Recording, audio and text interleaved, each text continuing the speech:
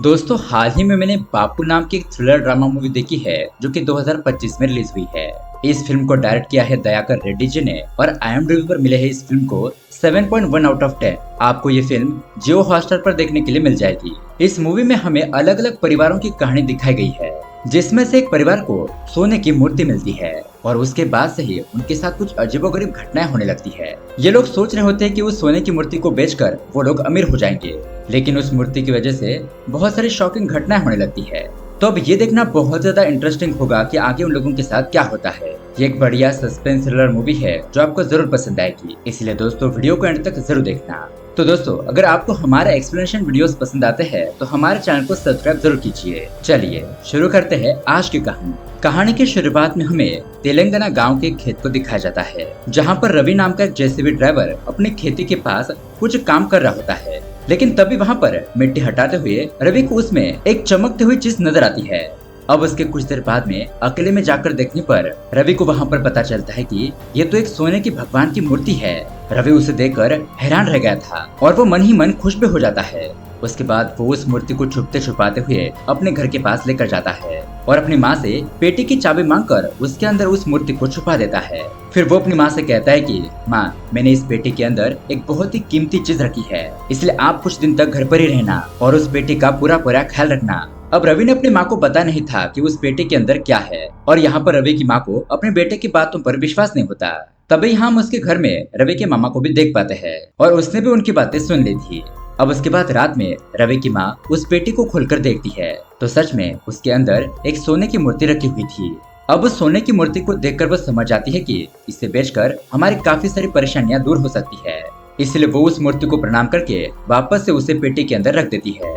अब दोस्तों उसके अगले दिन रवि की माँ जब टीवी देख रही होती है तब टीवी में एक स्वामी जी का प्रोग्राम चल रहा था।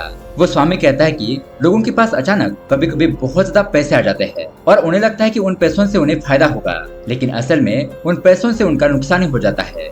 अब दोस्तों रवि की माँ उस बाबा को बहुत ज्यादा मानती थी, वो उस बाबा की बहुत बड़ी भक्त थी, इसलिए वो इस बात को बहुत ज्यादा सीरियस ले लेती है कि कहीं उस मूर्ति की वजह से हमारा नुकसान न हो जाए। इसलिए उसी शाम वो उस मूर्ति को ले जाकर गांव के कुएं में फेंक देती है। लेकिन दोस्तों अब उसके अगले सीन में हमें पता चलता है कि उसकी माँ की भी मौत हो चुकी है।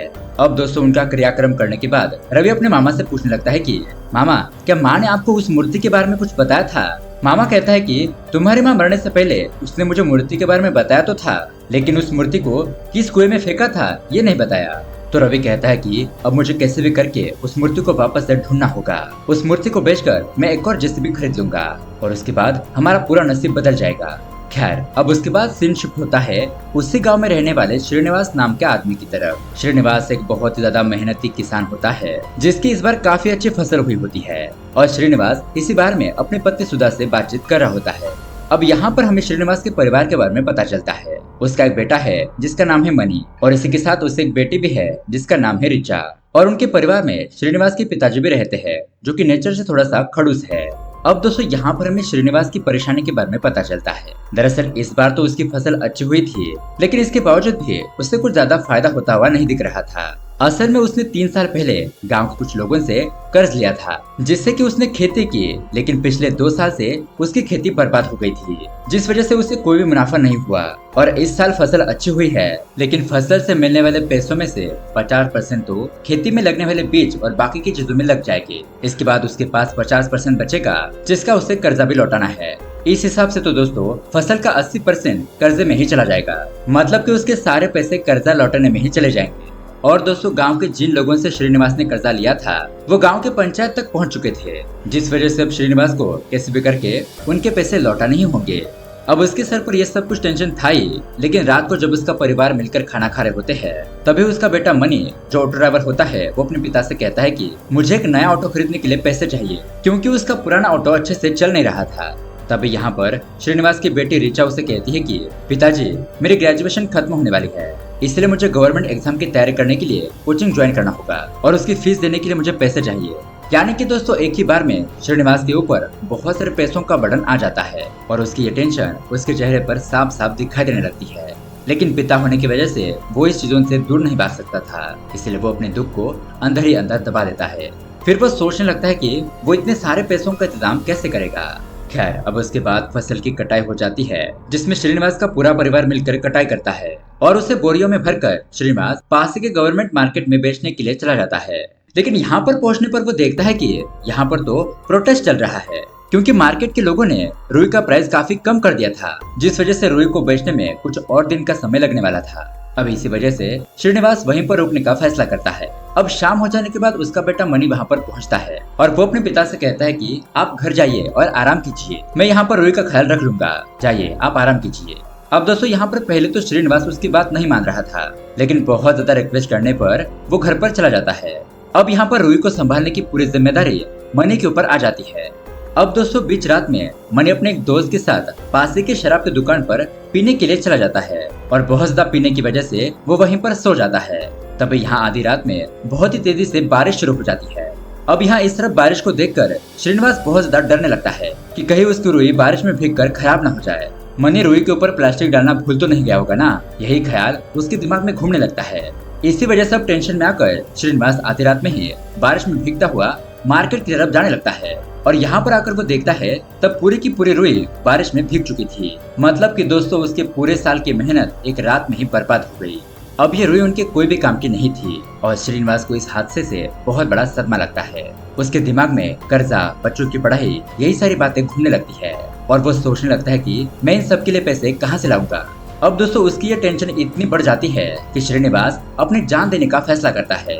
फिर वो एक खेत में जाता है और वहाँ पर पहुंचकर रस्सी से लटक कर अपनी जान देने की कोशिश करता है। लेकिन जब वो रस्सी से लटक रहा था तभी पास से एक आदमी गुजर रहा होता है, जो श्रीनिवास को पेड़ से लटका हुआ देखकर उसे बचा लेता है। अब उसके बाद श्रीनिवास को हॉस्पिटल में भर्ती किया जाता है और यहाँ पर उसकी जान बच जाती है। अब ये सारी परेशानियां देखकर उसका पूरा परिवार भी बहुत ज्यादा दुखी हो जाता है। अब रात के समय श्रीनिवास अपनी पत्नी सुधा से कहता है कि अगर मैं मर जाता तो सरकार से मेरे पैसों से तुम कर्जा चुका सकती थी। जिस पर सुधा कहती है कि अगर ऐसा ही है तो मैं मर जाती हूँ, लेकिन आप मरने की बात बिल्कुल मत कीजिए। अब ये दोनों बातचीत कर ही रहे होते हैं कि तभी उन्हें बाहर से कुछ आवाज आती है। मतलब कि बाहर श्रीनिवास के पिताजी कुछ बड़बड़ा रहे थे। अब उन्हें देखकर सुधा कहती है कि शायद हम दोनों को छोड़कर किसी तीसरे का मरने का वक्त आ चुका है। और ये सुनकर श्रीनिवास भी हाँ कहता है। यानी कि दोस्तों अब श्रीनिवास अपने ही पिताजी को मारने के बारे में सोच रहा था, ताकि उनके मरने के बाद इंश्योरेंस के पैसे से उससे वो सारा कर्जा चुका देगा। अब उसके अगले दिन श्रीनिवास अपने पिताजी के साथ कुछ बातचीत कर रहा होता है। तभी वो उन्हें अपने सारे प्रॉब्लम्स के बारे में बताता है और कहता है कि मैं सोच रहा हूँ कि मैं मर जाऊँ और मेरे मरने से जो पैसे आएंगे उससे सारी प्रॉब्लम सॉल्व हो जाएगी। अब अपने बेटे के मुंह से ऐसी बातें सुनकर उसके पिताजी कहते हैं कि बेटा ये तुम्हारे मरने की उम्र नहीं है बल्कि मेरे मरने की उम्र है। मैं तुम लोगों के ऊपर बोझ बनकर रहता हूँ, अगर मैं मर जाऊंगा तो भी तुम्हें पैसे मिल ही जाएंगे। अब दोस्तों श्रीनिवास यहाँ पर ना चाहते हुए भी उसके मन में थोड़ा सा अच्छा लगने लगता है, क्योंकि जैसा वो और सुधा चाह रहे थे वैसा ही उसके पिताजी बात कर रहे थे। अब इसके बाद श्रीनिवास यही बात सुधा को भी बताता है कि उसके पिताजी मरने के लिए तैयार है। अब ये बात सुनकर सुधा बहुत ज्यादा खुश हो जाती है और वो तुरंत अपनी ज्वेलरी निकालकर श्रीनिवास को देते हुए कहती है कि देखिए पिताजी तो कुछ ही दिन के मेहमान हैं, इसलिए हमें उनकी अच्छी खातिरदारी करनी होगी, आखिरी दिनों में हमें उनकी सेवा करनी होगी। अब श्रीनिवास को भी ये बात अच्छी लगती है और ये लोग ऐसा ही करने का फैसला करते हैं, जिस वजह से दोस्तों श्रीनिवास के पिताजी के तो अच्छे दिन आ जाते हैं। क्योंकि दोस्तों श्रीनिवास अपने पिताजी के लिए नए नए कपड़े लेकर आता है, उन्हें घुमाने लेकर जाता है। इतना ही नहीं, उनका मन पसंदीदा खाना बनाकर उन्हें खिलाता है और यहाँ घर में बाकी के मेंबर सीधा साधा ही खाना खा रहे थे। अब श्रीनिवास को इस बात का कोई भी दुख नहीं था कि उसके पिताजी मरने वाले हैं, क्योंकि उनके इंश्योरेंस के पैसों से उनकी सारी प्रॉब्लम सॉल्व हो जाएगी। लेकिन यहाँ पर ये सारी चीजें देखकर मणि बहुत ज्यादा गुस्सा हो जाता है। वो सोचने लगता है कि यहाँ पर हमारे लिए खाने के पैसे नहीं है और दादाजी नवाबों की तरह खाना खा रहे हैं। खैर अब दोस्तों इसी दौरान हम रवि को देखते हैं, जो कि पंचायत के पास जाकर उन्हें कहता है कि मेरी माँ के मरने से पहले एक इच्छा थी कि गांव के सभी कुएं साफ करवा दी जाए, जिससे कि गांव के लोगों को साफ पानी पीने के लिए मिल जाएगा, और मैं चाहता हूँ कि मैं अपनी माँ की आखिरी इच्छा पूरी करूँ। अब रवि की ऐसी बातें सुनकर पंचायत के लोग भी बहुत ज्यादा खुश हो जाते हैं और पंचायत के लोग उससे गांव के कुएं साफ करने की परमिशन दे देते हैं और किसी को उसके ऊपर शक भी नहीं होता कि अचानक से वो गांव के कुएं में इतनी ताकचाकी क्यों कर रहा है, जबकि दोस्तों उसे तो यहाँ पर मूर्ति चाहिए थी। खैर यहाँ दूसरी तरफ हम मणि को देखते हैं, जो कि अपनी गर्लफ्रेंड पायल के साथ होता है और पायल के साथ उसकी मुलाकात कुछ ही हफ्ते पहले हुई थी। पायल को देखते ही मणि को पहली नजर में उससे प्यार हो गया था। अब इसके बाद मणि पायल के साथ काफी ज्यादा समय बिताने लगता है। अब इसी तरह की एक लव स्टोरी ऋचा के साथ भी हो रही होती है, यानी कि दोस्तों मणि की बहन के साथ। दरअसल दोस्तों ये एक वन साइडेड लव स्टोरी होती है। मतलब कि जो ऋचा के सर होते हैं मयंक जी, वो उसे प्यार करते हैं और उन्होंने कई बार ऋचा को ये बात बताई थी, लेकिन ऋचा ने उसका अभी तक कोई भी जवाब नहीं दिया था। वो बस उनसे दूर भाग रही होती है। अब ये सब कुछ देखकर हमें ऐसा लगता है कि शायद ऋचा भी मयंक को पसंद करती है, लेकिन वो उसे अपने दिल की बात बता नहीं पा रही है, क्योंकि अपने घर में चल रही प्रॉब्लम्स को देखकर उसे प्यार में पड़ना सही नहीं लग रहा था। अब उसके बाद हम यहाँ पर श्रीनिवास और सुधा को देखते हैं, जो कि पिछले 4-5 दिनों से हर सुबह जल्दी उठकर अपने पिताजी को देख रहे होते हैं, मतलब कि वो जिंदा है या नहीं। अब ऐसे ही सुबह श्रीनिवास को अपने पिताजी कहीं नजर नहीं आते और उसे लगता है कि उसके पिताजी कहीं आत्महत्या करने के लिए तो नहीं गए, इसलिए वो रोते हुए अपने पिताजी को ढूंढने लगता है और ये देखकर सुधा भी यहाँ पर रोने लगती है। लेकिन दोस्तों उसके बाद श्रीनिवास को पता चलता है कि उसके पिताजी तो सुबह सुबह खेत में हल्का होने के लिए गए थे और इस बार वो कुछ ज्यादा ही दूर चले गए थे, इसलिए उन्हें ढूंढना थोड़ा मुश्किल हो गया था। उनको घर पर लौटने में थोड़ी देरी हो गई थी। अब दोस्तों ऐसा एक और बार होता है, मतलब कि सुबह सुबह सुधा कहती है कि पिताजी उठ जाइए, लेकिन उसके ससुर जी नहीं उठते, जिससे कि अब सुधा को लगता है कि ये गुजर चुके हैं, इसलिए वह जोर जोर से रोना शुरू कर देती है। अब उसके रोने की आवाज सुनकर उसके परिवार वाले और मोहल्ले के सभी लोग यहाँ पर इकट्ठा हो जाते हैं और इतने में उसके ससुर जी उठकर खड़े हो जाते हैं और यहाँ पर सभी लोगों को पता चलता है कि पिछली रात उन्होंने बहुत ज्यादा शराब पी ली थी, इसलिए वो इतनी गहरी नींद में सो गए थे। अब उसके बाद दोस्तों श्रीनिवास अपने पिताजी से इनडायरेक्टली उनके मरने के बारे में बात करने लगता है। श्रीनिवास अपने पिताजी से कहता है कि पिताजी क्या आपने कही हुई बात आपको याद है।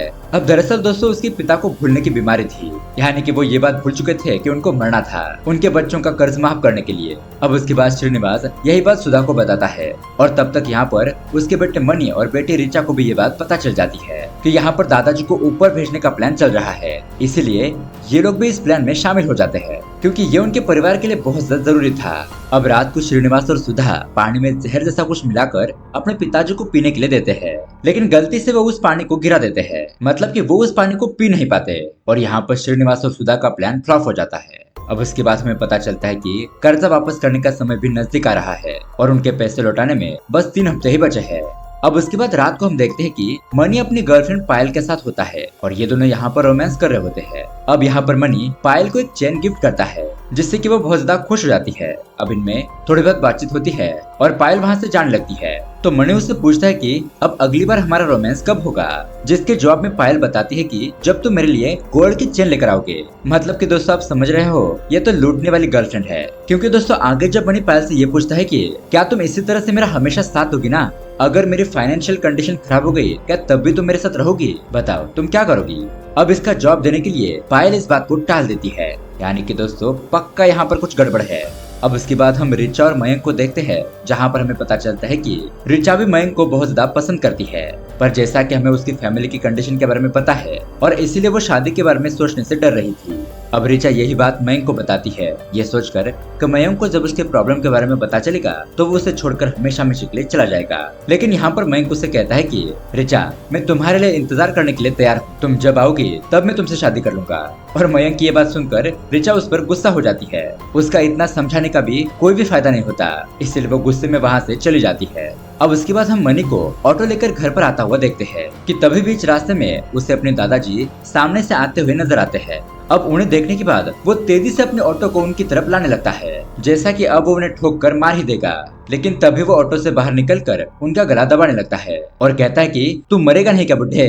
तो तभी उसके दादाजी उससे एक जोरदार थप्पड़ लगाते हैं और यहाँ पर मणि को समझ में आ जाता है कि वो इस तरह से अपने दादाजी को नहीं मार सकता, इसलिए अब वो हंसते हंसते कहता है कि दादाजी कैसा लगा मेरा मजाक, मैं तो यहाँ पर आपके साथ प्रैंक कर रहा था। यहाँ दूसरी तरफ हम श्रीनिवास को देखते हैं, जिसे उसके कर्जदार कहते हैं कि चलो इस पेपर पर साइन कर दो, इसके हिसाब से अगर तुमने हमारे दिए हुए पैसे समय पर नहीं लौटाए तो ये तुम्हारी जमीन हमारी हो जाएगी और हम उसे बेच भी सकते हैं।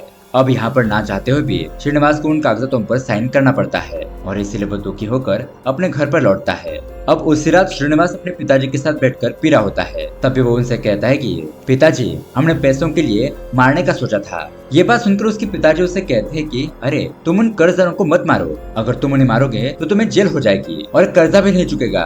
तब यहाँ पर श्रीनिवास कहता है कि मैं यहाँ पर कर्जदारों को मारने की बात नहीं कर रहा, मैं आपको मारने की बात कर रहा हूँ। अब ये बात सुनकर उसके पिताजी तो चुप हो जाते हैं। फिर थोड़ी देर बाद कहते हैं कि देखो बेटा मैं पहले खुद ही मरने वाला था, लेकिन बाद में मेरे ऊपर लक्ष्मी जी की अपार कृपा हुई और मुझे एक सोने की मूर्ति मिली जिससे बेचकर हम हमारे सारे प्रॉब्लम को सॉल्व कर सकते हैं। लेकिन बस वो मूर्ति मैंने कहाँ पर रखी है ये बात मुझे याद आ जाए। मतलब कि दोस्तों भूलने की बीमारी की वजह से वो ये बात भूल चुके थे। अब उसके बाद ये दोनों घर पर लौटते हैं और खाना खाते वक्त सुधा ने जो सब्जी बनाई थी उसमें उसने पिताजी के लिए जहर डाला होता है। अब वही सब्जी बाकी के सभी लोग भी लेते हैं, जिस वजह से सुधा को कुछ न कुछ बहाना बनाकर सभी लोगों को वो सब्जी खाने से रोकना पड़ता है। अब उसके बाद हम रात को मनी को अपने दोस्तों के साथ बैठा हुआ देखते हैं, जहाँ पर उसका दोस्त विश्वास भी होता है, जो कि मन ही मन मनी से बहुत ज्यादा जलता है क्योंकि पायल उसकी गर्लफ्रेंड है।